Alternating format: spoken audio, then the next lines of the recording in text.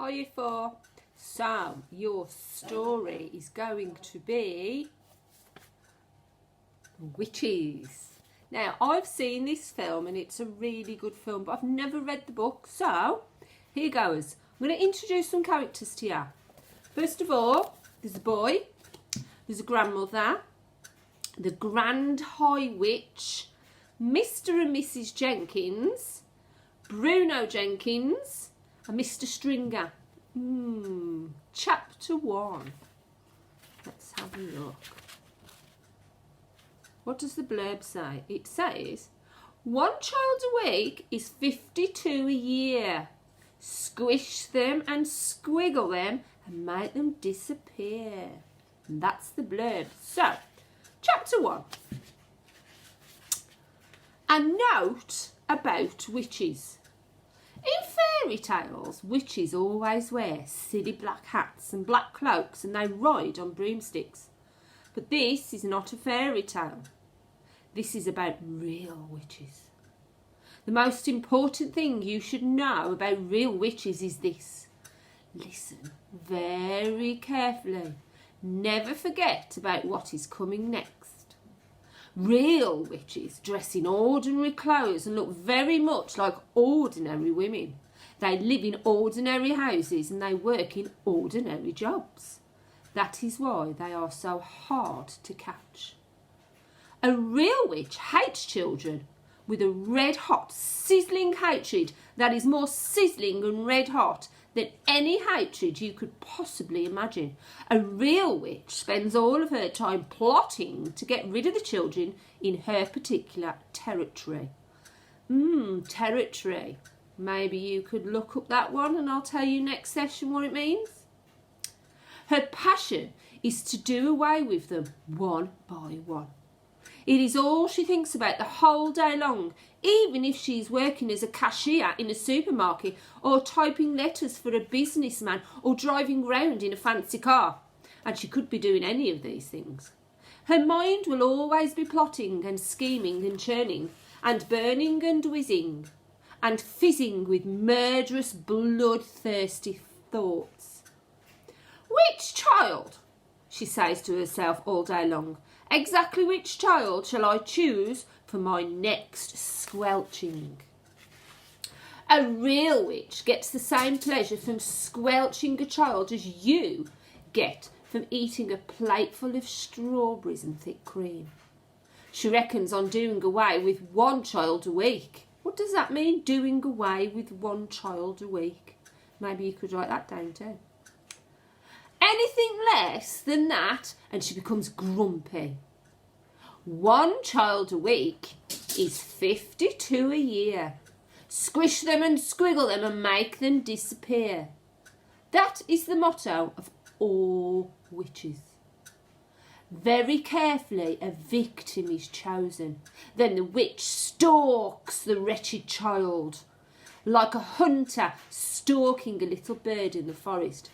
She treads softly, she moves quietly, she gets closer and closer. Then at last, when everything is ready, pew, and she swoops. Sparks fly, flames leap, oil boils, rats howl, skin shrivels, and the child disappears.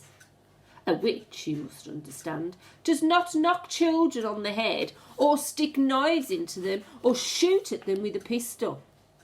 People who do those things get caught by the police. A witch never gets caught. Don't forget that she has magic in her fingers and devilry dancing in her blood. She can make stones jump about like frogs and she can make tongues of flame go flickering across the surface of the water. These magic powers are very frightening. Luckily, there are not a great number of real witches in the world today. But there are still quite enough to make you nervous. In England, there are probably about 100 of them altogether. Some countries have more, others have not got quite so many. No country in the world is completely free from witches. A witch is always a woman. I do not wish to speak badly about women. Most women are lovely.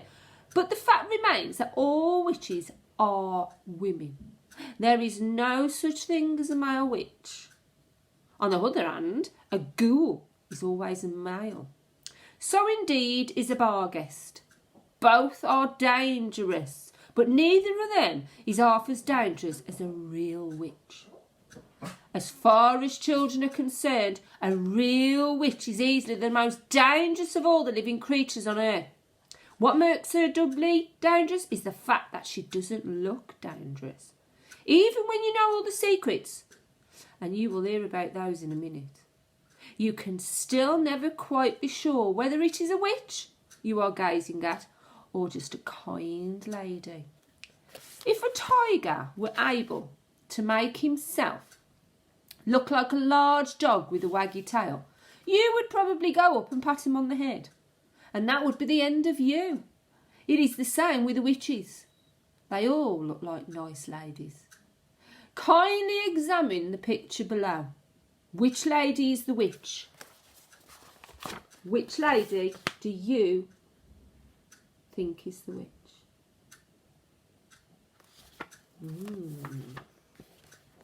Let's have a look.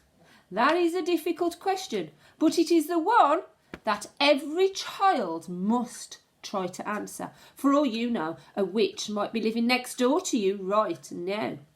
Or she might be the woman with the bright eyes who sat opposite on the bus the last time you were on. She might be the lady with the dazzling smile who offered you a sweet from a white paper bag in the street before lunch. She might even, and this will make you jump, she might even be your lovely school teacher, who is reading these words to you at this very moment. Thought. Look carefully at that teacher. Perhaps she is smiling at the absurdity of such a suggestion. Absurdity. Look that word up too. Don't let that put you off. It could be part of her cleverness. I am not, of course, telling you for 1 second that your teacher is a witch. All I am saying is that she might be one. It is most unlikely. But here comes the big but. It is not impossible. Oh, and if only there were a way of telling for sure whether a woman was a witch or not, then we could round them all up and put them in the meat grinder. Unhappily, there is no such way, but there are a number of little signals that you can look out for. Quirky little habits that all witches have in common. And if you know about these, if you remember them always, then you might just possibly manage to escape from being squelched before you are very much older. So that was the first chapter, and it was called A Note About Witches. Tune in for a few days' time when your next chapter is called My Grandmother. See you soon, Year 4. Bye.